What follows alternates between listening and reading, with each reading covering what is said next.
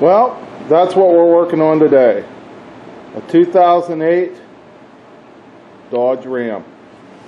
2500 heavy duty. All we're doing to this is changing oil. I've never really done an oil change video, but we're going to go ahead and do one today. As you can see, there's lots and lots of snow on it. I tried to clean as much off as I could. And as you can see, the hood does not stay up. The shocks are absolutely shot. So, okay, directly behind the oil pan is your drain plug. As you can see, it's right there. Very easy access. This vehicle doesn't even need jacked up, which is always a plus. So let's go ahead and drain the oil out, and I'll show you where the filter's at.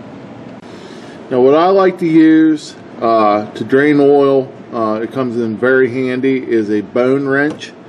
With that light, it's very hard to see, I know. But it has different size sockets on either end if you don't know what that is. Very handy for doing oil changes. It has just about everything but what you need, except the 15 millimeters that GM likes to use. But oh well, I can grab a 15 wrench, not a big deal. So what we're going to do is go ahead and drain the oil out, and then we'll get to the filter. Okay, I got my drain plug loose, and what we're going to do is go ahead and just unscrew it.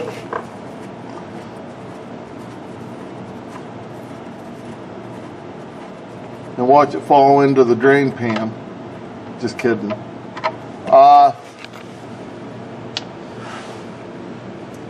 Most vehicles that come in here, they don't even have very much oil in them. Nobody ever checks their oil. Why, I have no idea. But I got some oil in my hand, so I gotta get a rag, and we'll get right back here. Okay, in the meantime, while that's draining, another thing you can do is open your oil up and put some in your filter. On this one, it doesn't have to be completely full because it's on a slant. All you're going to do is waste your oil. So we're just going to put just enough in. It's just something I like to do. Some people don't. That's entirely up to them.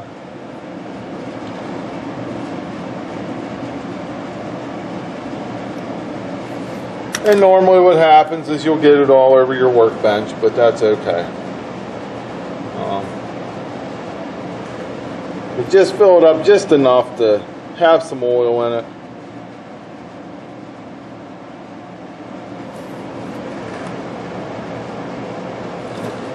That's actually good enough for me. And something else, you know, always make sure you put some oil around your O-ring, because it will tear the O-ring, and then you will have a mess. And like I said, this video is for people that, you know, just getting into the auto mechanic, do-it-yourself stuff.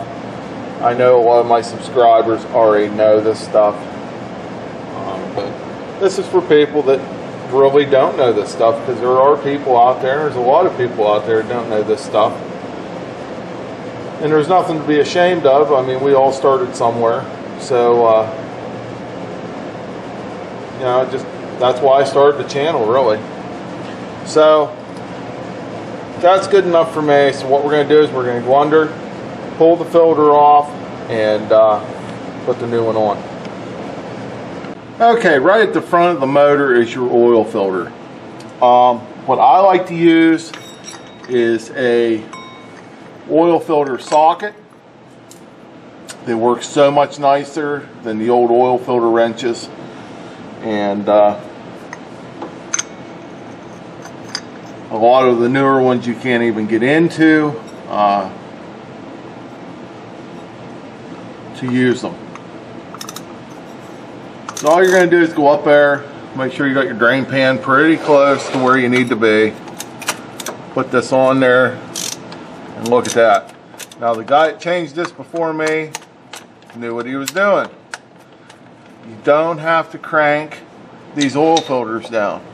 I've seen this happen too many times.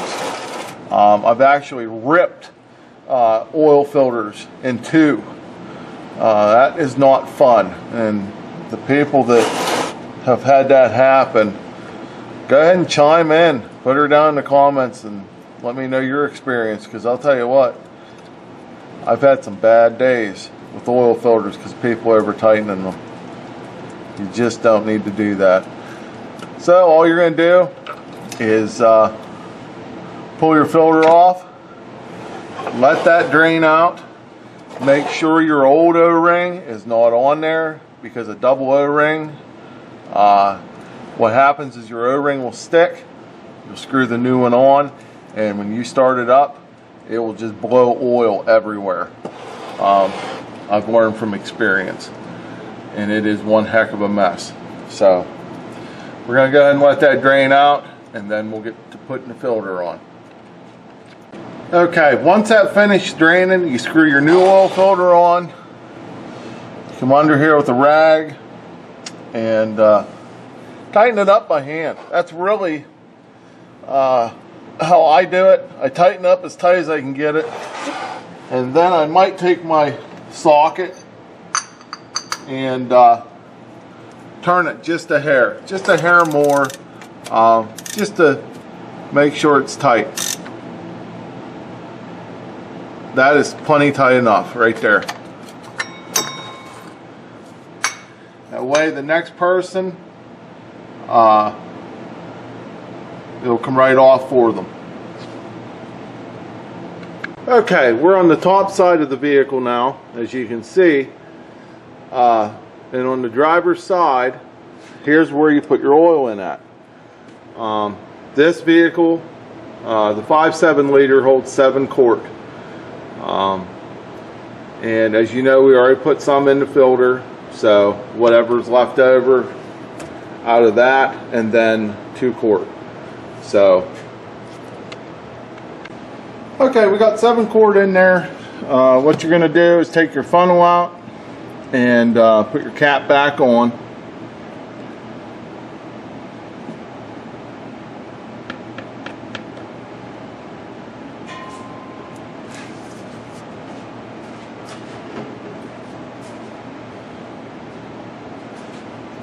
And then we're going to start it up and we're going to check it. We're going to get the light out of here.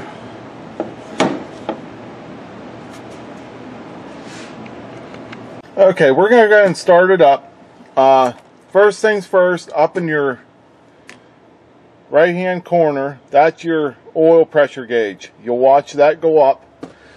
There's no need to rev the motor up. There's no need to do anything. Just let it idle and it'll go up, and then we'll check our oil.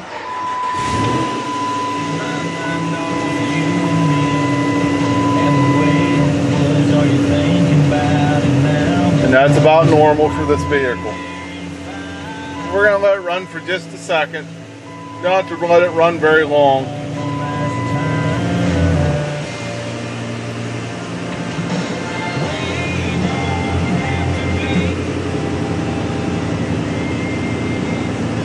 That's pretty good right there. And we're going to go out and check the oil.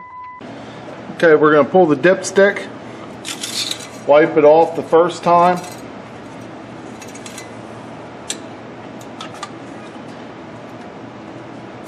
Put it back down in.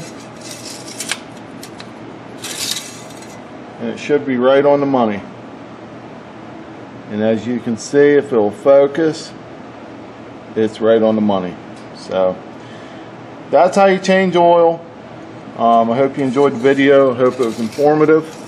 If you're doing this for a living, top the fluids off. Your coolant, your washer fluid, your brake fluid. Check the air cleaner. Transmission fluid, power steering fluid. and you will be surprised how you keep a customer just by doing little things like that. They just love that, and I don't blame them. So thanks for watching. Like, subscribe, and we'll see you next time.